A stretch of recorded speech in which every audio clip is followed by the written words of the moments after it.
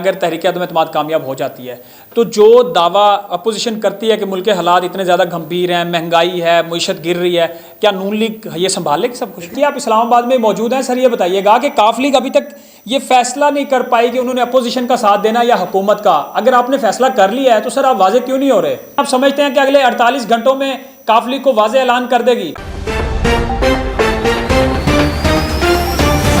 السلام علیکم ناظرین، آپ دیکھ رہے ہیں آرائش نیوز، میں ہوں عدنان یعقوب۔ ملک میں سیاسی صورتحال ہر لمحے بلمحے بدل رہی ہے۔ اس وقت تحریک عدم اعتماد کے اوپر جو حالات چل رہے ہیں وہ سب کے سامنے ہیں۔ اپوزیشن یہ دعویٰ کر رہی ہے کہ نمبر ان کے پورے ہیں اور حکومت اب جانے والی ہے۔ وزیر اعظم کی باڈی لینگویج سے یہ لگ رہا ہے کہ وزیر اعظم بڑے کانفیڈنٹ ہیں اور انہیں لگ رہا ہے کہ ان کی جو حکومت ہے وہ مزید رہے گی، بلکہ وہ تو یہ بھی دعویٰ کر رہے ہیں کہ اگلے 5 سال بھی ان کی حکومت ہوگی۔ لیکن جو سچویشن ہے، اگر اتحادی جماعتیں ان کا ساتھ نہیں دیتی تو پھر کافی مشکل ہوگی حکومت کے لیے یہ حکومت بچانا، کیونکہ جو حالات ہیں وہ یہی واضح دکھائی دے رہے ہیں کہ حکومت جا بھی سکتی ہے۔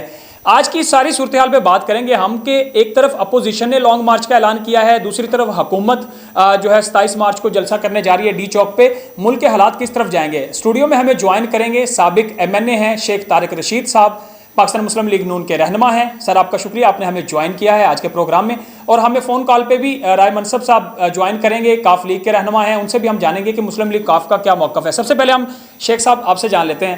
سر تحریک عدم اعتماد تو آپ لوگوں نے پیش کر دی اور اس کے لیے اب ووٹنگ بھی ہوگی، وہ مرحلہ بعد میں ہوگا۔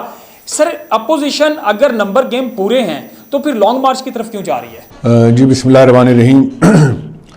بات یہ ہے میرے بھائی کہ ہم نے تو عدم اعتماد کی تحریک پیش کر دی ہے، اور اب حکومت کا فرض ہے کہ اس کو اس کے لیے اجلاس بلائے اور پورے طریقے سے جو ہے اس کا اہتمام کرے اور اس کی ووٹنگ کرائے۔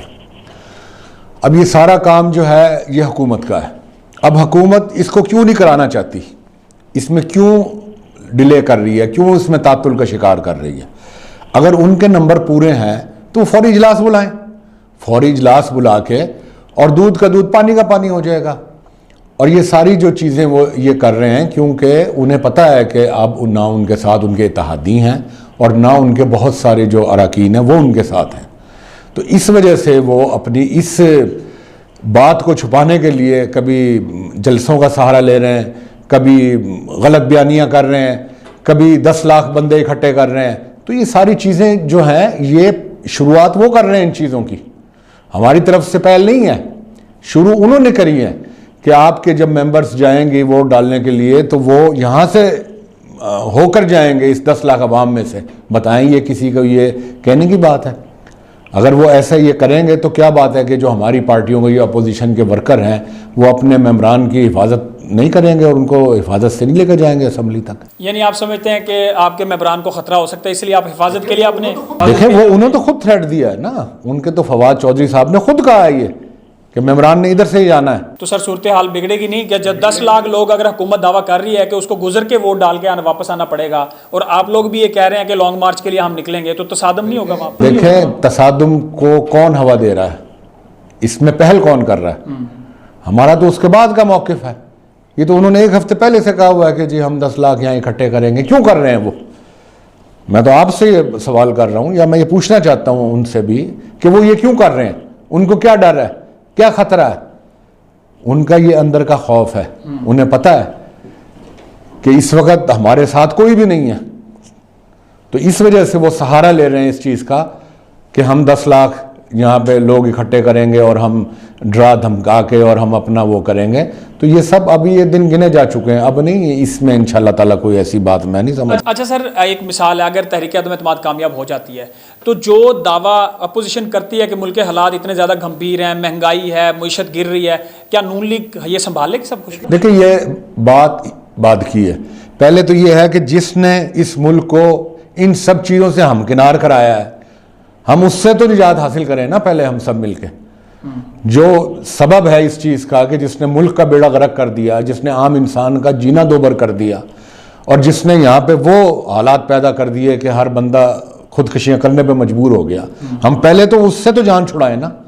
اور اس کے بعد یہ بھی میں بڑے وثوق سے کہتا ہوں کہ انشاءاللہ تعالیٰ جب یہاں حکومت آئے گی مسلم لیگ نون کی، اور جب یہاں حالات اس سے بہتر ہوں گے تو حالات ٹھیک ہونے شروع ہو جائیں گے.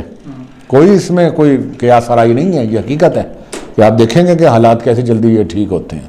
اچھا، عمران خان یہ کہتے ہیں کہ اپوزیشن 10 دنوں میں ایک دم سے اکٹھی ہوگی، ایک دم سے انہوں نے تحریک عدم اعتماد کے لیے سمری جمع کروائی، ایک دم سے ان کو کہیں سے ہوا ملی. خاص طور پہ وہ کہہ رہے ہیں کہ یہ بیرونی سازش ہے جس پہ پی ڈی ایم اکٹھی ہے. اس کی باڈی لینگویج دیکھیں, اس کی زبان دیکھیں, وہ اتنی گھٹیا اس حد تک ہے کہ میں نہیں سمجھتا کہ وہ کسی وزیر اعظم کی زبان ہے. اور وہ آپ کو پتہ ہی ہے, وہ تو ماہر ہے اس چیز کا, یو ٹرن لینے کا ماہر ہے. آج کوئی بات کرے گا, 1 گھنٹے بعد وہ اس بات سے مکر جائے گا اور اگلے دن وہ کوئی اور بات کرے گا. تو اس کی باتوں کا عوام جو ہے نا وہ نہ اعتماد کرتی ہے نہ یقین کرتی ہے. تو وہ کچھ بھی کہہ لے, وہ 15 منٹ بعد کوئی اور بات کر دے گا.